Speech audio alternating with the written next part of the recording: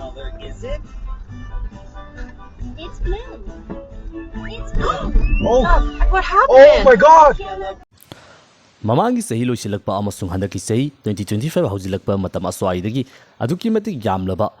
aircraft ki oiba accident tragedy ke ama koina taduna lakli masigumlaba thawdo amada amuk ngasisi American Airlines ama passenger humpu puduna Washington DC da landing townabagi damakta lakpa matamda crash tawbagi oiba yamna chawba tragedy ama muk thokre hairiba passenger jet asi Washington DC da leiba Ronald Reagan Washington National Airport hairiba airport asida landing townabagi damakta paisilakpa matamda US military gi maikei gi operate tawba helicopter amaga thingjinnabagi hairiba American Airlines ki passenger puba flight asi crash tawkibani ngasi yamna nungaitaba thawdo amada crash tawkhurba American Airlines flight 5342 hairiba asida passenger humpuga loina masibu operate tawnabagi damakta yaukhiba crew member mariga loinana total oina flight asigi miyoi humfuga mari ni nungaitaba thawdo asida thengnakriba asi aduga nakal amaromda US military gi maikei digi fongdorakpagi matung ina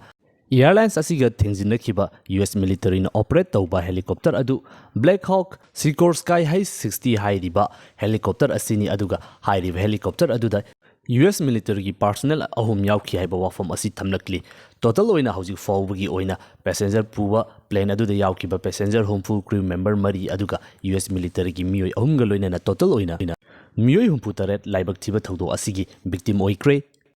hauji fawbagi oina American Airlines amasung US military gi oiba helicopter anisi thingaina duna tasin khiba turen adudagi miyoi 19 gi oiba asi bhakchang recover tawba ngamkre haiba wafam asi fungdorakli aduga haujik masida yamna hena khudong chadba asina haujik asi intham thagi matam oibanina aduki matik yamna ingba maram aduna tasin khiba passenger adu survive tawramgagi chance asi yamna nemna leidi masida sunatana haujik accident thokliba matam asi US gi oinadi ahing oibanina ahingba matamda ahing yoiba matam asida rescue mission changsinba asisu aruba ama adumak oiribani